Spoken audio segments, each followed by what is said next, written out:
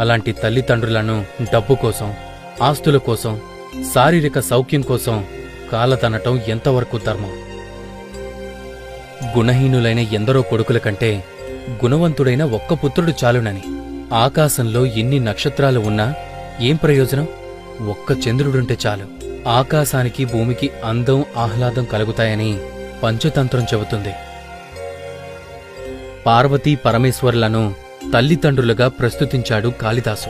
అంటే తల్లి పార్వతీదేవి వలె సకల మంగళాలకు నిలయమైనదని, అపార కారుణ్యమూర్తి అని, ఆమెను తలుచుకుంటే చాలు సకల సౌభాగ్యాలు వర్షిస్తాయని తాత్పర్యం. అలాగే తండ్రి పరమేశ్వరుడి వలె అడిగిన వెంటనే అన్నీ సమకూర్చే స్వభావం కలవాడని, పోషించే గుణం నిలువెల్లా నిండి ఉన్నవాడని, పిల్లల తప్పులను సరిదిద్దే వాత్సల్య గుణం కలిగినవాడని అర్థం. పార్వతీ పరమేశ్వరుల వంటి తల్లిదండ్రులను హృదయ కమలంలో నింపుకుని ఆరాధించాలే కాని వారి మనసులను నొప్పించరాదనే సత్యాన్ని సంతానం తప్పక గ్రహించాలి. తల్లిదండ్రులు లేని పిల్లలు అనాథలవుతారు. తల్లిదండ్రులు కళ్ల ఎదుట ఉన్నంతకాలం వారి విలువ తెలియదు. వారు కనుమరుగైపోతే ఎంత కష్టం, ఎంత నష్టం, అది ఎవ్వరూ పూరించలేని లోటు. తల్లిదండ్రులు బతికి ఉన్నప్పుడు బాధలకు గురిచేసి చచ్చిన తర్వాత వారి సమాధులపై పూలు చల్లితే ఏం లాభం? మరుజన్మలో కూడా ఈ సంతానమే మాకు కావాలి అని తల్లిదండ్రులు కోరుకునే విధంగా పిల్లలు ప్రవర్తించాలన్నదే అన్ని శాస్త్రాలు ఉపదేశిస్తున్న సత్యం.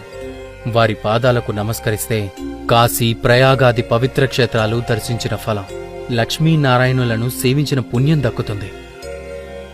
తల్లిదండ్రులు జీవించినంతకాలం వారి మనసులను నొప్పించకుండా అవసరమైనప్పుడు సేవలు అందిస్తే చాలు. అప్పుడు ఈ లోకమే ఒక స్వర్గం, ఒక కైలాసం, ఒక వైకుంఠం, ఒక బ్రహ్మలోకం, ఒక ముక్తిధామం. మిత్రులారా, తల్లిదండ్రులను జీవితాంతం ప్రేమిద్దాం. ఎన్ని జన్మలెత్తినా వారి రుణం తీర్చుకోలేనిది. అమ్మా నాన్నలు మీకోసం చేసిన త్యాగాలు, కష్టాలు, మీపై కురిపించిన ప్రేమాభిమానాలు మర్చిపోకండి. ప్రియంగా పలకరించండి. వారిని దైవ స్వరూపాలుగా భావించండి. మీరు ఎంతగా వారిని నొప్పించి మాట్లాడినా ఎప్పటికీ ఎన్నటికీ ఏమీ అనుకోని గంగిగోవులు. మీ శ్రేయస్సు కోరుకునే ప్రేమస్వరూపాలు వాళ్ళిద్దరు.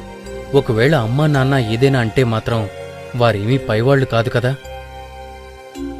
అదంతా మీపై ఉండే ప్రేమతోనే తప్ప వారికి మనసులో కోపం, ద్వేషం ఎందుకుంటుంది చెప్పండి? మీరు ఎప్పటికీ వారి దృష్టిలో పిల్లలే. చిన్నప్పుడు వారి ఒడిలో పెరిగిన ఆ చిన్నారులేగా. ఆడిన ఆటలు, పాటలు మరవకండి. అడిగిన ప్రతీదీ మీకు అందించారు. వారు తిన్నా తినకున్నా మీకు తినిపించి ఎంత